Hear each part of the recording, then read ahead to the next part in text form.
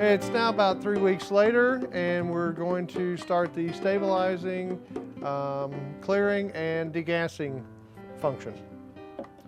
All right, we're going to take the stopper and the airlock off, and we're going to put the auto siphon inside the carboy, and we're going to take the other end and put it in the second carboy. Now, once again, if you don't have a second carboy, at this point you can rack to the bucket, transfer back to the carboy. So now we're going to put this down there, and like I said, now this carboy isn't full, so we don't have this issue, but if your carboy is full, you'll want to start the siphon. You'll want to pull a little bit of wine out first before you drop the siphon all the way in, otherwise you'll have wine all over the place. So by starting the siphon, we do it like that. Now, if you are going to a bucket, you may want to have somebody hold the tubing so it doesn't flop around. So now we're going to put it all the way down into the carboy, down into the corner. If you notice, you push down, it kind of locks in place so it doesn't move around. So now while it's sitting there, I'm going to grab a carboy wedge so I can tilt the carboy. Okay, these are carboy wedges, and their purpose is to tilt the carboy. Alternatively, you can get a block of wood, a book, but when I do, whatever I do, I'm going to dry off, make sure the bottom of the carboy is dry before I put the wedges underneath there, because I don't want the carboy slipping off. And you really need 2 wedges. See how it slipped? You want 2 wedges because you don't want the carboy rocking back and forth. But like I said, a book, block of wood works fine. So now we're going to let that finish siphoning, and then we're going to take this batch of wine and we're going to degas it, add the finding agents and the clarifiers. Auto siphon has almost done its job, and you can hear it stop, so we can pull it up, and you can see the rest of the wine going through. So we'll pull this up.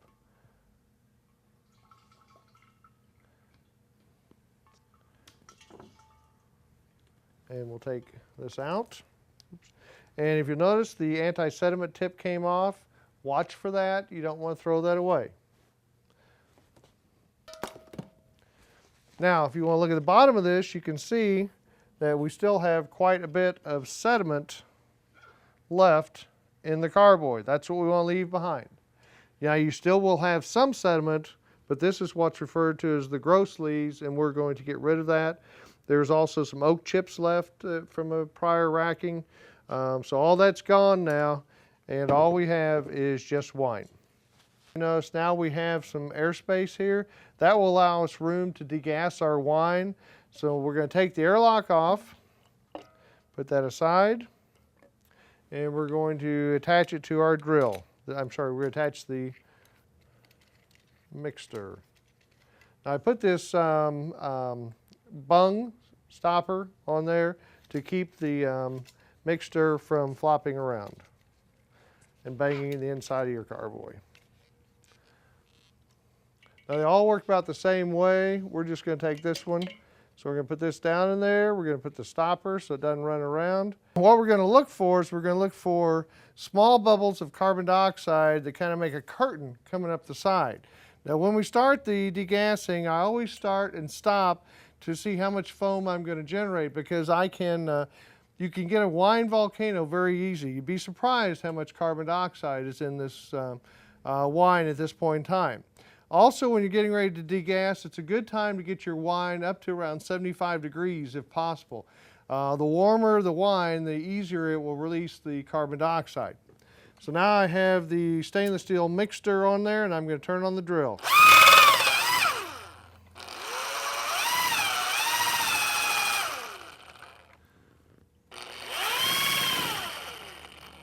As you can see, this is a pretty powerful drill, and you can start to see the carbon dioxide barely coming up the side, but we're not going to get a wine volcano, so I'm going to hit it pretty good now.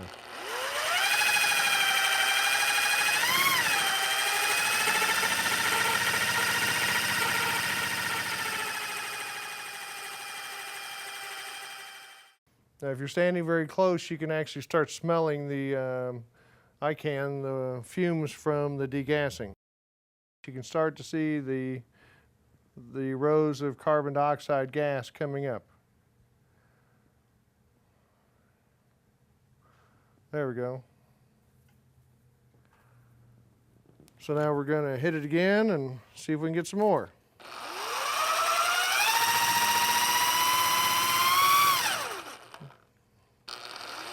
As you can see, that's why you want some room at the top. You can see how the wine came out of the bung.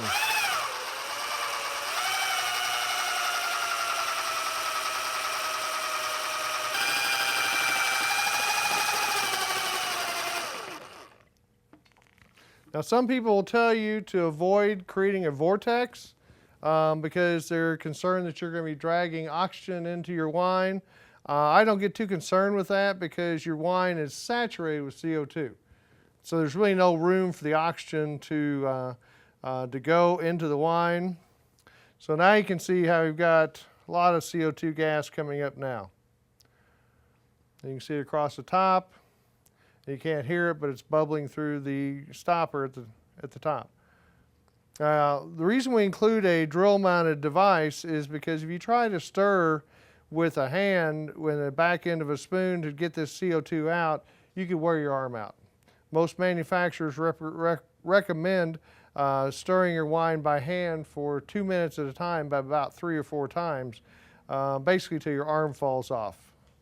We want to make the winemaking process as easy as possible, and this is a very nice labor-saving device.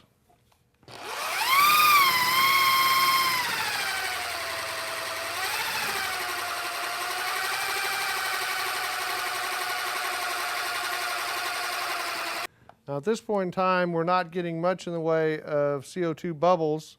It's slowed down significantly, so we can fairly well assume that our wine is been pretty much degassed, but we're not 100% sure at this point. So what we're going to do is show you a way to make sure that your wine has been degassed. And that is with a simple little product called the VacuVen. And the VacuVen is designed for when you're trying to save your bottle of wine, you drink some of it, and you put it on your wine bottle and you suck the air out of it so your wine will keep for a day. We found that it also works to form a vacuum on your carboy and helps degas your wine. You can either use it with what we call a carboy cap. The VacuVen is actually these two pieces. This is the vacuum pump, and this is what you would put in your wine bottle. What we're going to do is take this and put it on top of the carboy cap, and then we're going to put the VacuVen on top of this and create a vacuum inside the carboy. And you can see how quickly it pulls up the CO2 gas. And I guess we didn't degas quite as well as we thought. But you can see on top how much CO2 is being pulled out.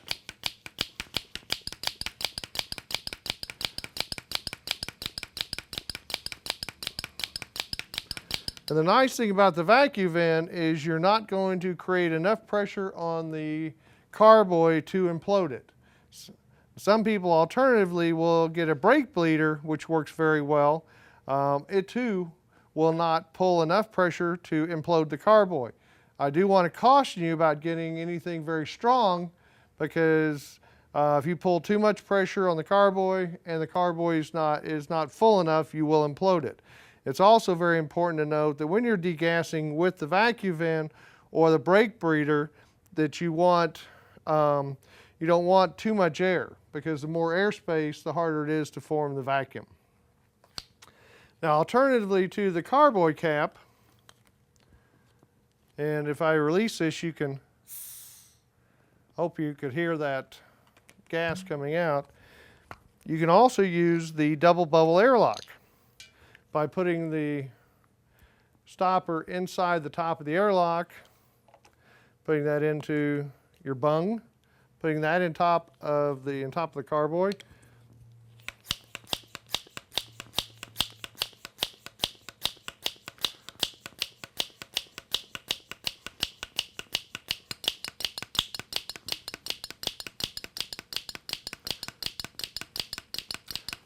Now, at this point, we can move forward to adding the clarifiers and the stabilizers.